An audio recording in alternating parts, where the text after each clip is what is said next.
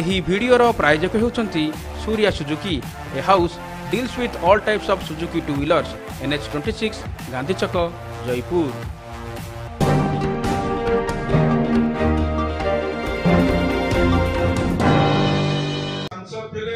कांग्रेस दल वरिष्ठ नेता सी कांग्रेस दल परित्याग करी आज आम पाखक आसी भारतीय जनता पार्टी आज योगदान कर अनुरोध करी भाई को मझी को आसवाई उत्तर टोपी स्वागत करने।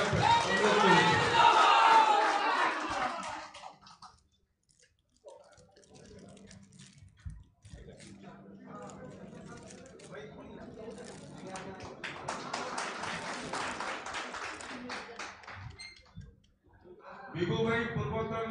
सांसद थे एवं कांग्रेस दल टिकेट तीर्थोर दि जाता किंतु कांग्रेस दल जो स्थिति जो बड़ी भाव में विजु जनता दल सहित गांठ साठ कर विजु जनता दल को विजय करने जो उद्योग योगदान कर भारतीय जनता पार्टी निश्चित रूप से शक्तिशाली हम विभू भाई को भारतीय जनता पार्टी ओडिशा प्रदेश तरफ स्वागत करुच्ची। सहित आसीथिबा बंधु अलकित दास महोदय को अनुरोध करुच्ची मंच को आसवा। अलकित दास बंधु जदुमणि प्रधान अलकित दास महोदय को अनुरोध करुच्ची मंच को आसवा उत्तरीय और पुष्पगुच्छ दे सम्मानित करने। आज विस्तरण पर्व भारतीय जनता पार्टी राज्य उपसभापति सम्मानीय श्रीयुक्त समीर महांती महोदय आम गण अच्छा भारतीय जनता पार्टी वरिष्ठ नेता पूर्वतन मंत्री श्रीयुक्त विश्वभूषण हरिचंदन महोदय आम गण अच्छा बर्तमान समग्र ओडिशा रे विजु जनता दल एवं कांग्रेस विशेष भाव में संस्पर्श भारतीय जनता पार्टी प्रति आकृष्ट होती मिशिवाई चाहते पूर्वतन सांसद श्रीयुक्त वैजयंत पंडा महोदय पूर्वतन मंत्री श्रीयुक्त प्रवीण पंदेव महोदय एवं दुई बंधु जो मैंने आज मिश्रण पर्व में सामिल होती जतीन बाबू एवं भारतीय जनता पार्टी महिला मोर्चार सभानेत्री सम्मानीय प्रभाती परिड़ा महोदय एवं भारतीय जनता पार्टी समस्त वरिष्ठ सम्मानीय कर्मकर्ता बंधुगण एवं सांबादिक बंधुगण मो संगे आसीथिबा समस्त साथीगण गोटे कथा जे गलाचली मुझे कांग्रेस दल इस्तीफा देली विशेष भाव में दुईटी कथा को लेकिन मो टीवी पर्दार कही वर्तमान कांग्रेस दल एवं विजु जनता दल ये दुई जन भितर एक गुप्त बुझाणा रही दीर्घ 19 वर्ष शासन नवीन बाबू नेतृत्व वर्तमान जो ओडिशा राजकोष देवालिया अवस्था को जाइए ओडिशार प्रगति ठिकाना भाव वर्तमान एक परिवर्तन जो ओडिशावासी चाहते से परिवर्तन को सांगे नवाई कांग्रेस दल असमर्थ एवं से समय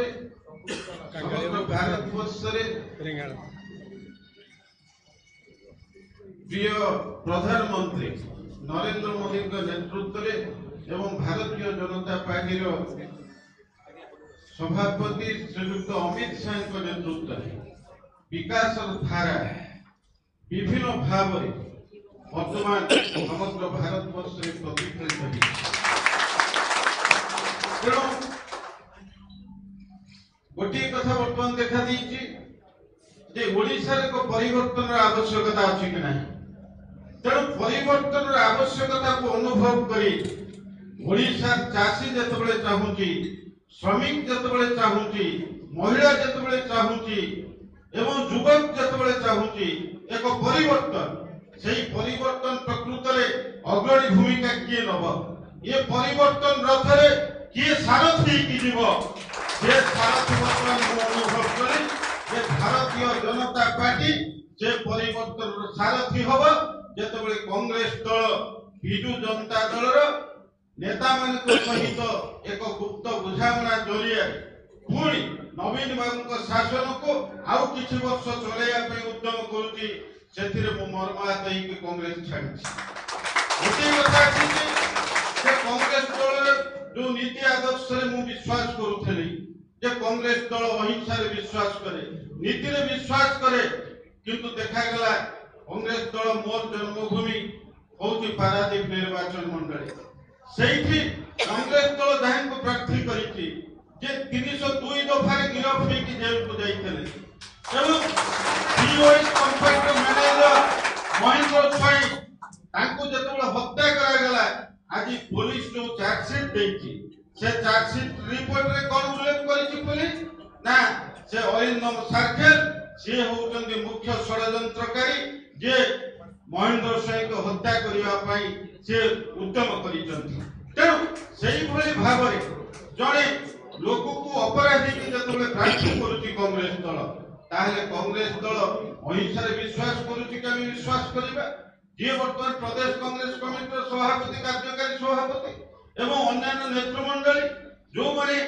ଏହି କଥାକୁ ପ୍ରଶ୍ରୟ ଦିଅନ୍ତି, ଅପରାଧିକ ପୃଷ୍ଠଭୂମିରେ ଥିବା ଲୋକମାନଙ୍କୁ ପ୍ରାର୍ଥୀ କରନ୍ତି। ମୁଁ ଜାଣିଛି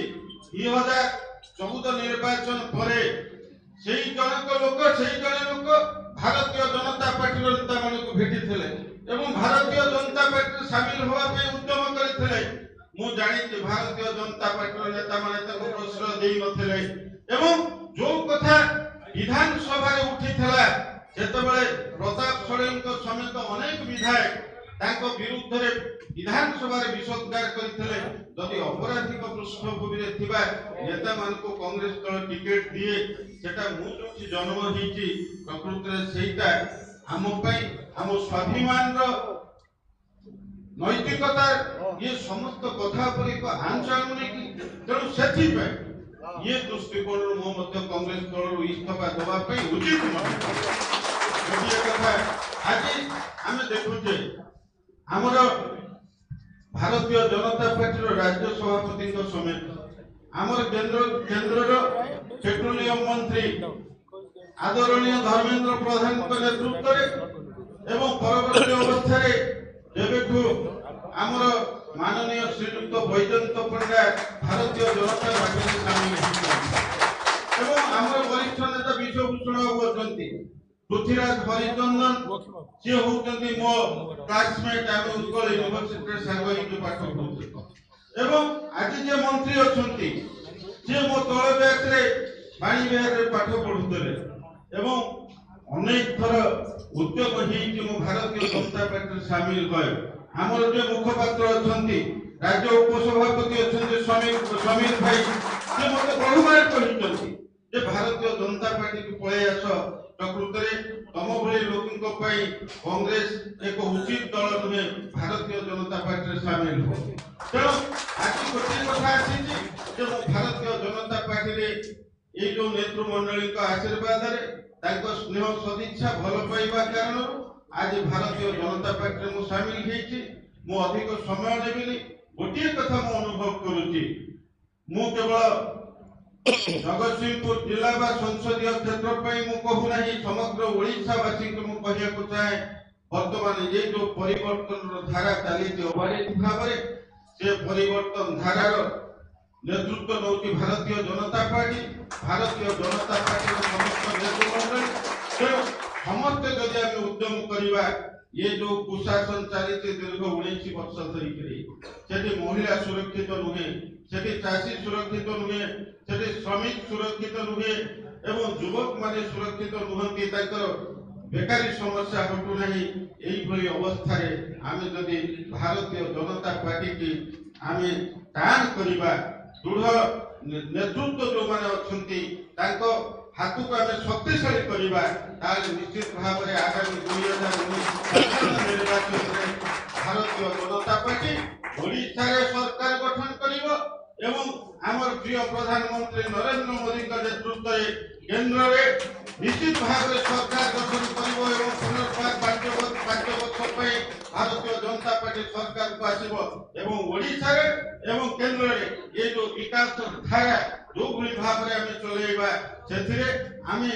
समस्त वर्गर लोक मानकर आमे निश्चित भाव समस्या समाधान करबा एई आशा रखुची एवं पुणी परे हमर पंचायत नेतृमंडली केवल नहंती हमर जो माने भारतीय जनता पार्टी वरिष्ठ नेतृमंडली अछंती कर्मकर्ता बंधुगण अछंती एवं संघ जो माने मुख्य कर्मकर्ता अछंती विभिन्न निर्वाचन मंडली जिला स्तर रे सेमान को प्रति मोर कृतज्ञता जणाउची जे सेमाने समस्त केवल उद्यम करिनांती अंतर मते आश्रय देइचंती भारतीय जनता पार्टी घरे मो आश्रय पाइची सेही मो सब बड़ कथा एवं आउ थरे समस्त को बधाई जणाउची धन्यवाद जणाउची कृतज्ञता जणाई मोर वक्तव्य शांति।